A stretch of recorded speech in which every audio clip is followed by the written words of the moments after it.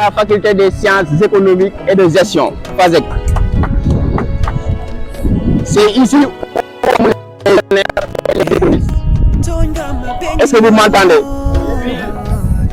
Les économistes que vous voyez ici,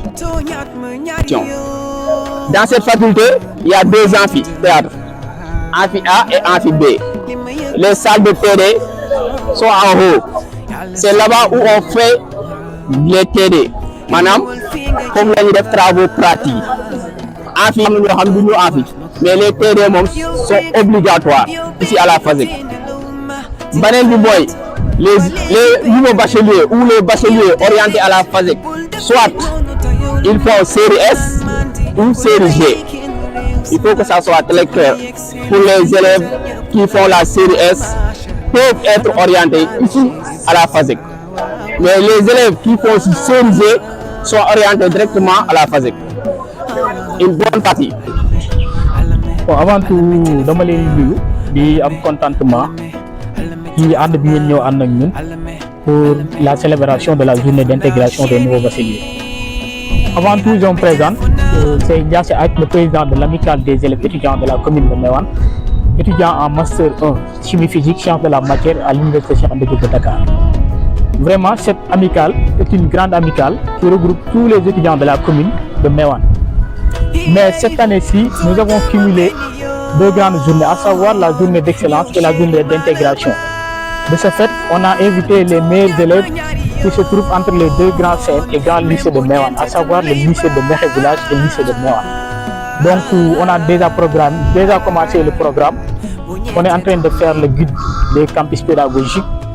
Après, on va faire le repas et ensuite, on va passer à la cérémonie pour les allocutions et les prix d'excellence concernés aux meilleurs élèves. De ce fait, je vais laisser mon PCS qui est chargé de la commission sociale. Lui aussi, il va introduire et présenter son programme. Merci. waaw jërëjëf vraiment damay kontaan ci question boobu parce que aussi lu am solo la pour ñu leeral tuuti muy université Cheikh Anta Diop dafa nekk milieu bu xaw a doy waar boo xamante ni boo fi ñëwul buñ la ko expliquer sax doo ko xam surtout ci wàllum logement muy wàllum dëkkukaay donc tey bu ñu yàlla dimbalee ba ñu nekk président Meouane amicalu Meouane yàlla dogaloon aussi tamit ñu jaar ci ay conditions yu métti ñu nekk kon nouveau bachelier comme ni ñu koy defalee suñu rakk yi ba tey ñu xeex ba jot ci li nga xamante ni moom mooy gouvernement bi kon tey vraiment dañuy am contentement pour mën a wax ci logement yi nekkul lu yomb nag parce que nga jugee lu mel ni sa dëkk fii ba Meouane ba Dakar c'est des kilomètres nga ñëw milieu bu mel ni Dakar te moo fi kenn donc tey bu fekkee dama am équipe bu dynamique muy le PCS bi nga xamante dama leen di sant avec les trésoriers et le PCT ñu def liggéey bu am solo aussi tamit mais loolu buñ ko mënee tamit c'est grâce suñu municipalité bi muy suñu maire moom moo ñu yombalal liggéey boobu ba jox ñu benn subvention qui tourne autour de 9 millions de francs CFA à travers tous les universités yi nga xamante dañoo nekk ci Dakar ci dañoo nekk ci Sénégal Dakar moom moo ci ëpp le part loolu moom moo ñu dimbali ba ñu tey ñu mën a loger suñu étudiants yëpp ñu nekk ci ay conditions yu normales am appartement bu baax parce que loolu buñ ko amul rek bu ñu mën a jàng léegi nag motivation yi nga xamante ni dama koy lancer à chaque fois muy surtout les bonnes volontés parce que ñoom ñoo ci mën a jàpp ñu xam ni Meouane la ñu jugee woon foofu la ñu jàngee ba am seeni diplôme donc tey dafay baax ñoom ñi nga xamante ni mooy les bonnes volontés ñi jàngee woon ci université Cheikh Anta Diop ñuy jàppale aussi les étudiants ci nga xamante ni mooy logement social yi ñuy def ak les activités sociales yi ñuy def vraiment loolu moom dafay message boo xamante ni damay profité waale di ko lancer ñëpp parce que vraiment lii bëggoon naa ko wax mais comme nii ngeen ñëwee nii vraiment loolu dama ciy kontaan pour répondre ci. Je pense que dinaa sawar ci tontu ci question bi quoi parce que en tant que PCS fi nga daaneele fi lay commencer quoi pour problème yi nga xam moom lay rencontrer avec les étudiants parce que doo xoolee au niveau de l'appartement chaque jour dañ fay gis yenn cas yi surtout ci wàllu feebar yi étudiants yi cas yooyu lu ci bari manque de logement bi aussi dama ciy soulever parce que xam na pour loger étudiants yëpp yombul quoi yombul am chambre universitaire su jafe na yàlla nag dimbali ñu ba am na appartement bu baax en plus nouveau bachelier maanaam ñëpp intégré na comme ni ko aaj waxee aussi dama ci revenir comme ñi nga xam ni avant tout dañuy féliciter aussi itam monsieur le maire parce que grâce à lui on a des logements pour loger aussi ces nouveaux bacheliers. Donc dañuy faire appel à tous les bonnes volontés pour ñu participer ci étudiants yi ci wàllu logement yi, c'est-à-dire pour que étudiants yëpp waxuma nouveau bachelier rek mais anciens yëpp ñu loger quoi. ndax loolu mooy indi stabilité de la commune quoi. mais aussi di jaajëfal étudiants yi nouveau bachelier yi nga xam ni ñoom ñoo fi nekk ndax ñun amuñu dara ci appartement bi amuñu dara ci amical bi quoi pour ñoom ëllëg ñun lii ñu def nii ñoom ñu bàyyi ci xel xam ni kat ñoom ëllëg ñoom ñoo fi toog comme ñu jàppale seen i rak comme ni ñu ko defee ñun pour que ñoom ñoo am ay logement yu baax ndax loolu soo ko deful commune bi aussi perdant ñun ñooy perdre quoi on nous vient de perdre ok donc dama leen jaajëfal di leen bégal di leen bégal yéen ñëpp waaw. ok monsieur le président. waaw damay santat yàlla ci côté boobu parce que yàlla dafa dogal ñun bi ñu ñëwee université dañoo jànkoonteeg conditions yu métti kon mën naa ni tey suñu yaay yi nga xamante ne dañ leen a bàyyi foofu noonu ñu jël seen i doom envoyé leen ñun ñu recevoir leen ñu nekk ay xale yu ndaw parfois da nga leen di xool sax yokk sa yaram day daw surtout jigéen ñi ñooñu boo leen xoolee rek yenn saa yi yow da ngay gën a yokk jom xam ne yombul parce que ñun li ñuy nekk xale lépp xam nañ responsabilité bi nga xamante ni moom moo nekk ci nit jóge dëkk ak dëkk yaayam bàyyi ko mu nekk ci say responsabilité lépp lu yomb nag mais juste rek dañuy rassurer suñu yaay yi nga xamante ni ñu ngi village ñu leen wax ni leen université lépp li ñu fiy wax ci biti amu fi dara amu fi fii jàmm moo fi am étudiants yi dañuy nekk ci conditions yu baax ñu ngi jàng aussi léegi ñun li ñu mënal suñu yaay yi mooy aussi tamit ñu yem ci cadre université bi bañ di ci boole yeneen parce que étudiants yi dañuy ñëw Dakar di ci boole yeneen mais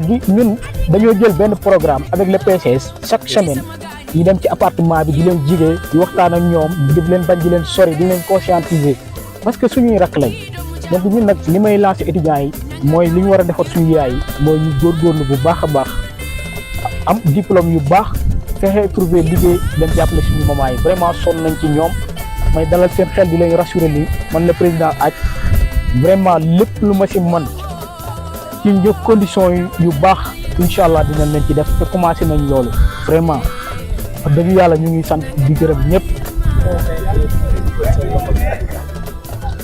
waaw aussi question boobu tamit nekk na question bu ma doon xaar vraiment parce que lu toll ni commune Meouane ñu implanté fa des industries yoo xamante ni mën naa ni dañoo bokk ci ñuy dundal Sénégal muy ICS industrie chimique du Sénégal nga xamante ni depuis 1960 ba léegi ñu ngi ko implanté ci li nga xamante ni moo di zone Meouane te ba instant bii may wax nii man à l'heure où bu may waxee yow nii en tant que président jotuma benn yoon subvention boo xamante ni ñu ngi jugee ci ICS jëm ci étudiants yi mais aussi am na industrie boo xamante ni ñu ngi koy def à travers la GCO bi nga xamante ni moom moo fa nekk di exploiter li nga xamante ni moo di zircon xam ngeen zircon vraiment valeur bi ni mu toll ci àdduna lu mel ni seen énergie aussi tamit dañ leen di lancer appel ay Tobène Po ñoom ñëpp ñu ngi ci arrondissement Meouane bi donc dañ leen di lancer appel di ci woo aussi le sous-préfet de la commune de Meouane de l'arrondissement de Meouane ak le maire de la commune de Meouane ñu ñëw jàppale ñu ci xeex boobu ñuy xeex muy les industries ñuy recruter aussi les étudiants yi nga xamante ne dañoo diplômé parce que fii étudiant Meouane booy gis rek am na diplôme boo xam ne yor na ko boo xam ne mën na liggéey biir ICS fii ay scientifique ñoo ngi fii le PCS aussi il est scientifique man en tant que président aussi tamit je suis scientifique donc ñun war nañ mën a bénéficier wu ci emploi yooyu noonu ñu li permettre ñu am stage biir GCO ak ICS vraiment loolu laa ni woon il fallait que ma jàllale ko pour ñu jooy ko pour ngeen mën ko àggale fu nga xamante ni ñu mën na fa àgg vraiment loolu étudiants yi ñu ngi leen ciy xaar vraiment di am mbégte di am contentement aussi vraiment parce que lii moom mën naa ni satisfaction la di sant aussi le grand Mbaye mi nga xamante ni moom moo ñu permettre ñu mën a jàllale suñu doléance à travers les médias vraiment aussi ñu ngi lay sant di la gërëm merci. Bonjour chers étudiants. Bonjour à tous.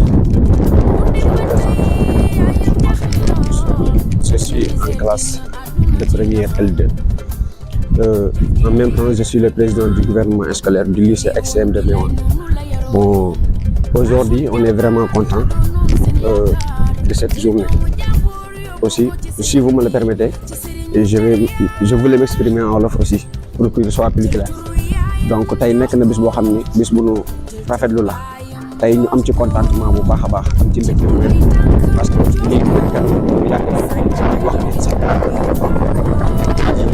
de rassemblé ñu ñëw ñu dajal leen fii ci université tey nekk loo xam bis boo xam ne bisu c'est parce que ñu ci lépp fi loo xam ni musuñu ko woon a gis te aussi musuñu woon xalaat que ni université ni la mel bu njëkk li ñu di dégg mooy université dafa metti ay coono kese la boo fa demee doo nekk ci dans les bonnes conditions alors que nag tey bu ñu dikkee ñu ko gisal suñu bopp tey loolu gisuñu loolu noonu parce que président bi ñu àndal ñu gis ko muy président Ndiassé aussi nekk président boo xam ne bu dynamique la ànd nekk encadreur aussi di leen teg ci dans les bonnes conditions yu baax loolu tamit ñu gis ni maanaam fierté la ndax étudiants yi ñu ngi ci dans les bonnes conditions ñu ngi lekk ba suur ñu ngi def seen études comme ni mu waree kon tey loolu nekk na bis boo xam ni bisu mbégte la voilà.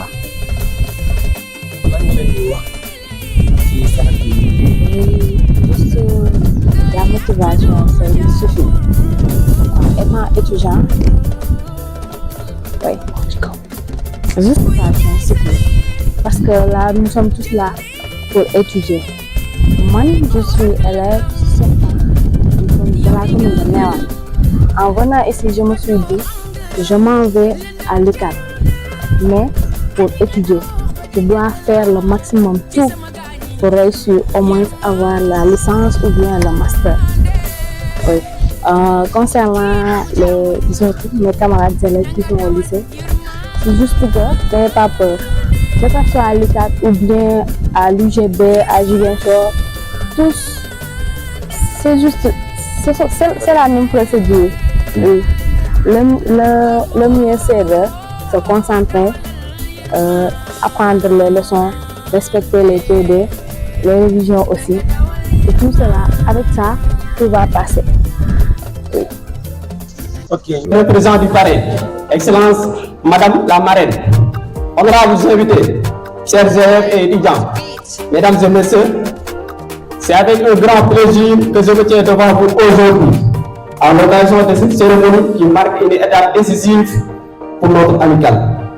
Permettez-moi tout d'abord d'exprimer mes remerciements mes plus sincères à M. Babacar Mbaye et à Mme Fatou Samb pour leur soutien de parrainage, vos engagements et vos ambitions respectives envers notre commune. C'est un signe de patriotisme. Avant tout, je félicite les nouveaux bacheliers qui viennent d'obtenir le premier diplôme universitaire. Soyez les bienvenus à tous. Vous venez d'ouvrir un nouveau chapitre. Un chapitre plein d'opportunités, mais aussi plein de défis. Aujourd'hui, nous vous accueillons avec immense joie dans le temple du savoir, mais surtout dans la grande famille de l'AICF. Dorénavant, sachez que vous n'êtes pas seul dans votre chemin. Nous sommes là et nous serons toujours là pour vous couvrir et vous faire sentir le bonheur de cette vie universitaire.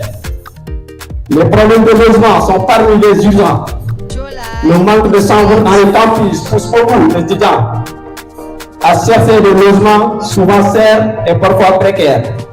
Il est de notre devoir de vous accompagner, de vous orienter afin de vous mettre les meilleures conditions possibles.